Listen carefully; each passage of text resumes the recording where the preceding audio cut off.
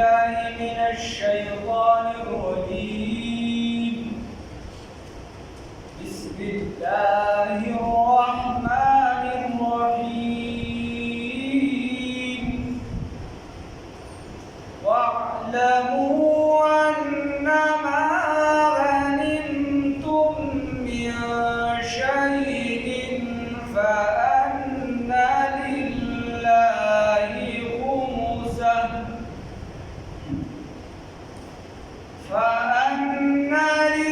لله خمسه وللرسول ولذي القربى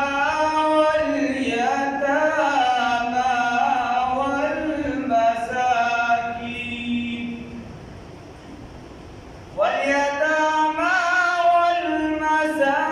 والمساكين وابن السبيل إن كنتم آمنتم بالله وما أنزلنا على عبدنا يوم الفرقان يوم التقى الجمعان والله على كل شيء قدير. صدقت يا رب العالمين.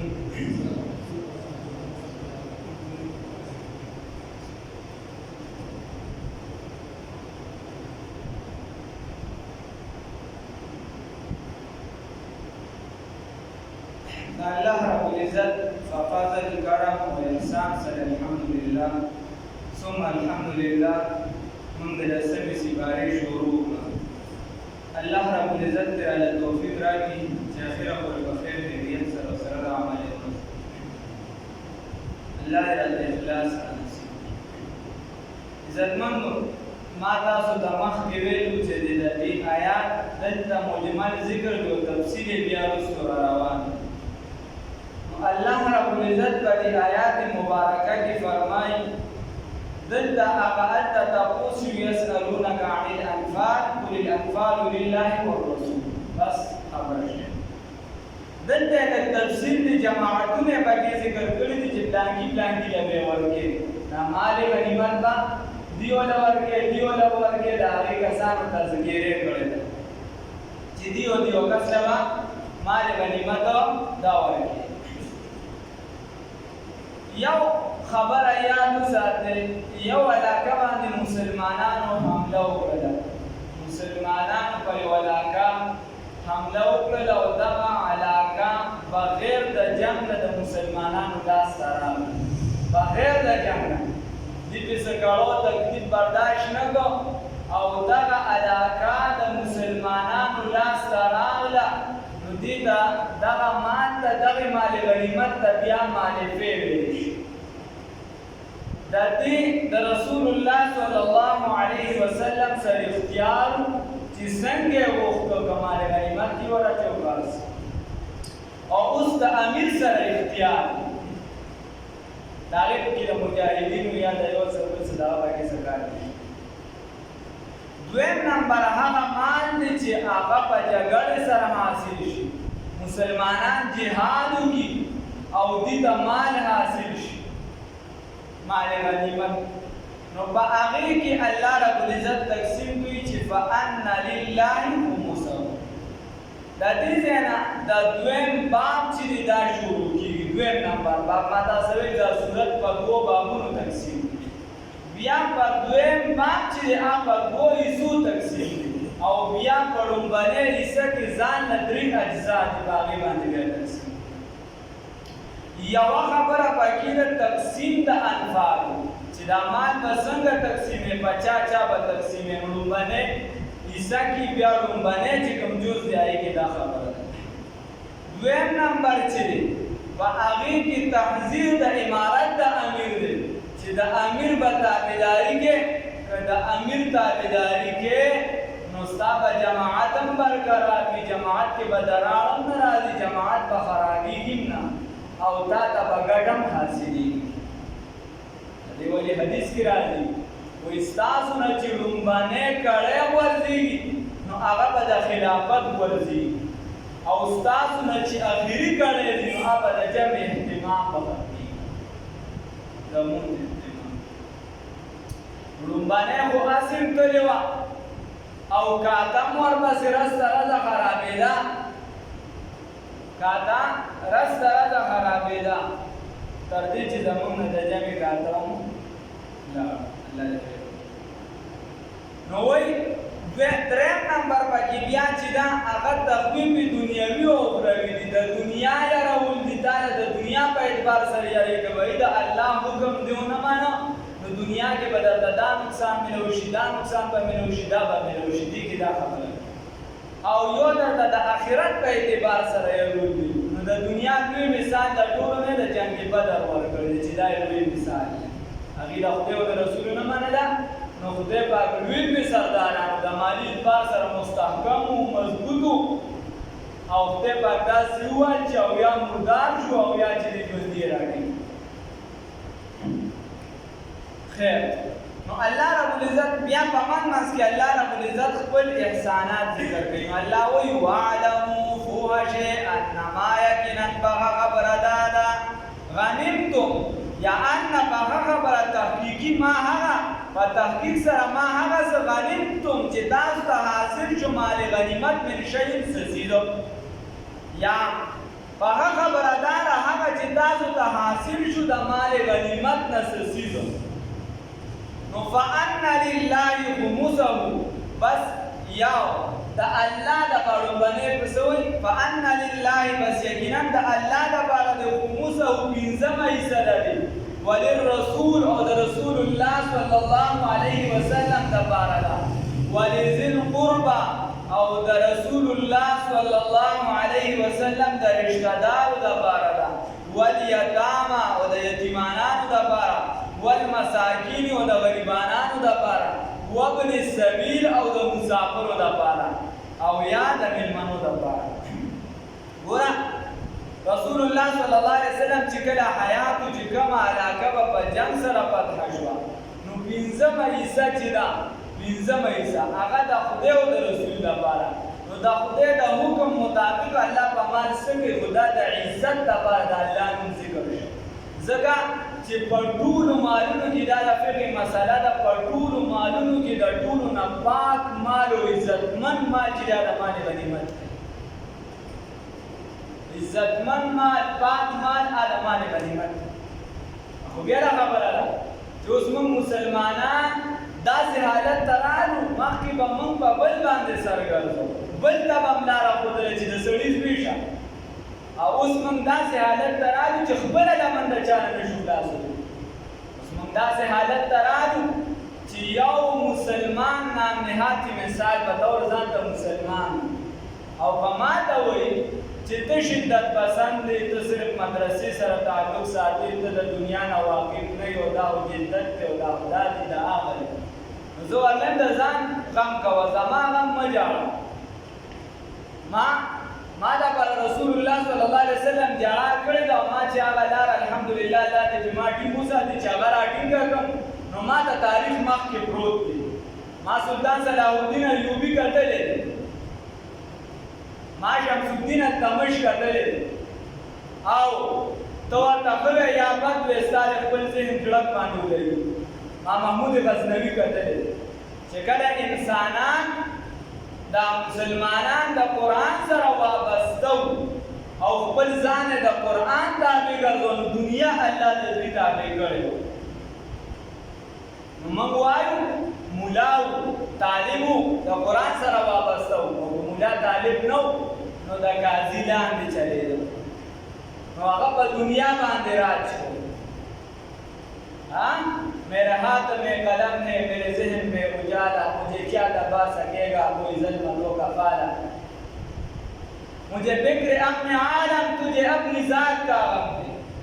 میں تو روح ہونے والا تو روح ہونے والا. زما غم مکوا زه د موږ هغه اصول دي موږ وایو په ناس په کور کې یا د ټول عالم سوچ کوه خبره دا ده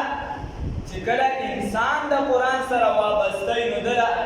رسول الله صلی الله علیه وسلم فرمایي تر کوم قوم چې قرآن رهنما مقتدا پیشوا وګرځو دا قرآن رهبر وګرځو چې دا زما لارښود دی نو دغه کام به خدای په ټوله دنیا اوچت کړي او چې کوم قوم دا قرآن شاته وګرځو نو دا الله رب العزت په دغه قوم چې دا ذلیل او خوار کړي نو زمانه میں معزز دے مسلمان ہو کر رحم خوار ہوئے تارک قرآن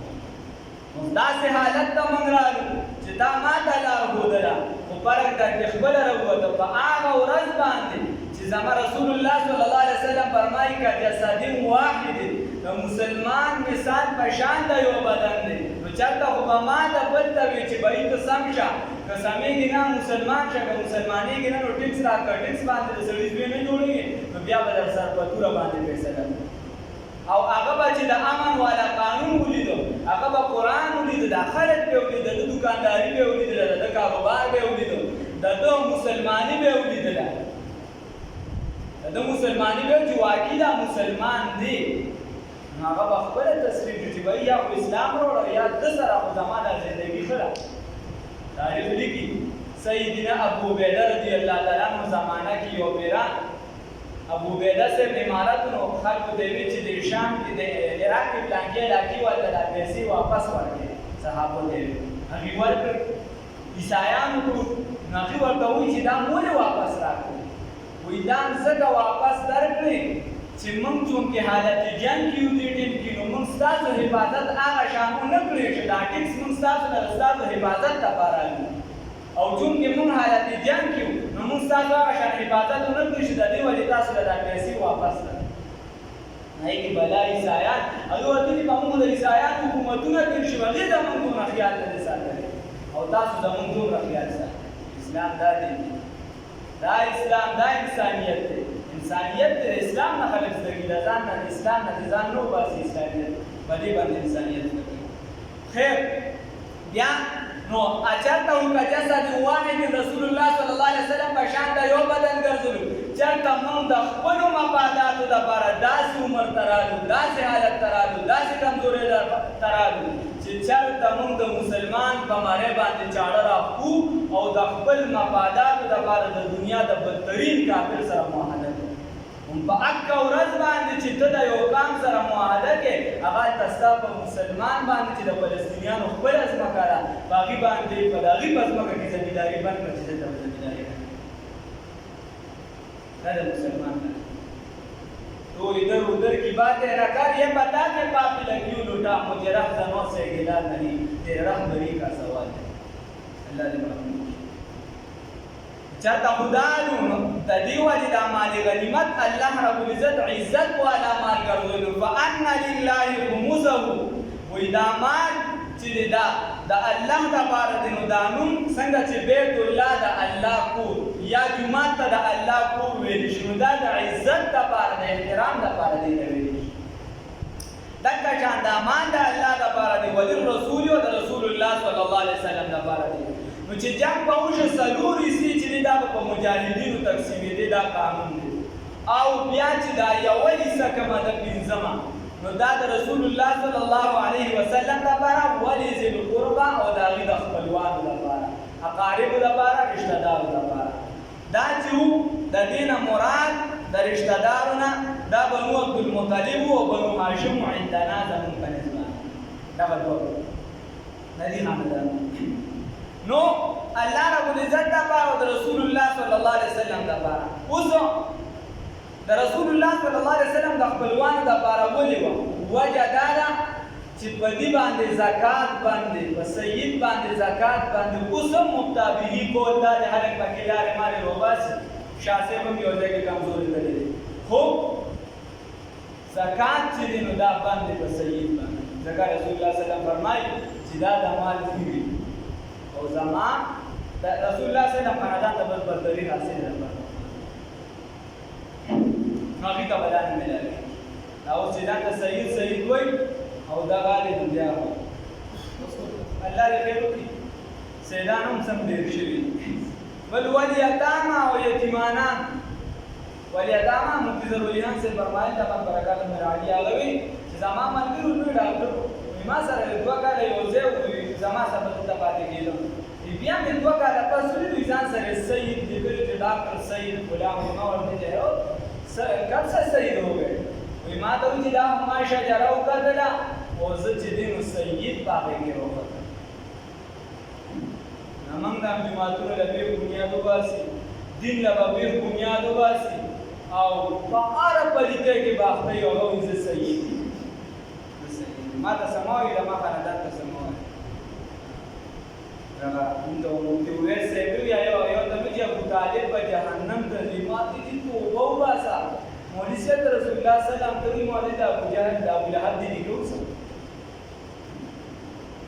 ولیتاما او یتیمانان کبر چې دا نسب او د حسب او د دې زین نه چې عمل دې سین بس عمل د لارې من لري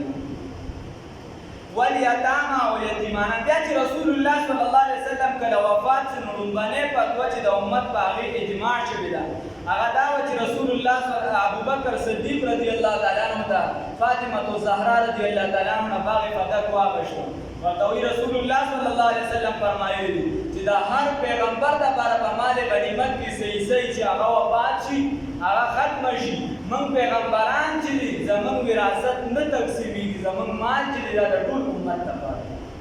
نه هغه باغ فدق دیوال چې کله دیوال شته شيګان غریبانان کوسم خپل ولذل قربا او د رسول الله صلی الله علیه وسلم حدیث ورته پته دی چې دې باندې سره والیتام او د یتیمانانو د لپاره دی والمساکین او د غریبانانو د لپاره مساکین چې هغه د صدقه فطر باندې لازمي نه چې دا هغه زیاتی مال دومره نه وي چې هغه 250 نیمه تورسمینځلو قیمت ته رسي نو دغه کس د باندې مال غنیمت کې سره وابن السبیل او مسافر یا هغه ملما چې داغه نه ارسو په علاقه کې خمالدار وي نو سبل څه کیسه ختم شي یا داسم دا مال غنیمت دا کوم چې دا بیت المال ته ورواچي بیا د دین چې د مسلمانانو څومره د خیر ګړي کارونه مسافر خاني او څه څه دي وعلموا فوجه انما یقینا خبر دادا غنیمتم مال غنیمت ملو شتاستا من شيء سسی فان لله بس یقینا الله تعالی د بار دي دا جرب د الله د بار بس دا الله د باقي مصوب زمای سره دی وللرسول رسول الله صلی الله علیه وسلم د بارا ولذل قربا او د رشتہ دار د رسول الله صلی الله علیه وسلم د بارا والیتاما او د یتیمانانو د بارا والمساکین او د غریبانانو د بارا د مساکین د بارا وابن السبیل او د مسافر د بارا ان کنتم چرتا تاسو آمنتم ایمان راوړي بالله الله تعالی باندې وما او بهغه سباندي وما او بهغه سباندي وما انزلنا هغه چې نازل کړو دي موږ علی عبدنا خپل بنده باندې کما یاتنا چې موږ خپل بنده باندې نازل کړی که په دې تاسو ایمان وي نو بیا چې دا خبره بل وما انزلنا هغه چې موږ امداد را لګلو علی عبدنا خپل بنده خپل بنده ته موږ کوم امداد را لګلو که باغې تاسو ایمان د بدر په ورځ باندې تاسو چې دې سره کوم امداد چې را لګلو تاسو لیدلې یا د فرشتو باندې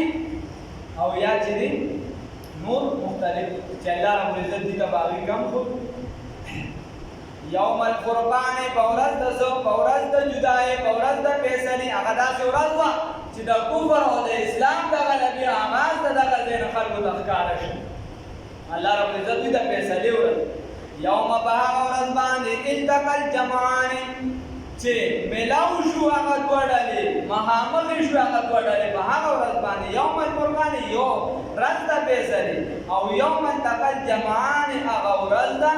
یو بل ته مهامخ کیږي چې په کوم ورځ یو بل ته مهامخ شي والله یقینا الله رب العزت علی کل شیء قدیر په هر څه باندې قدرت والا دی الله رب العزت تجری په هر څه باندې قدرت حاصل دی الله رب العزت تعالی توفیق راکړي چې الله رب العزت احکامات هم راکړي دا رسول الله صلی الله علیه وسلم طریقې راکړي الله رب العزت موږ خپل کامیابی نصیب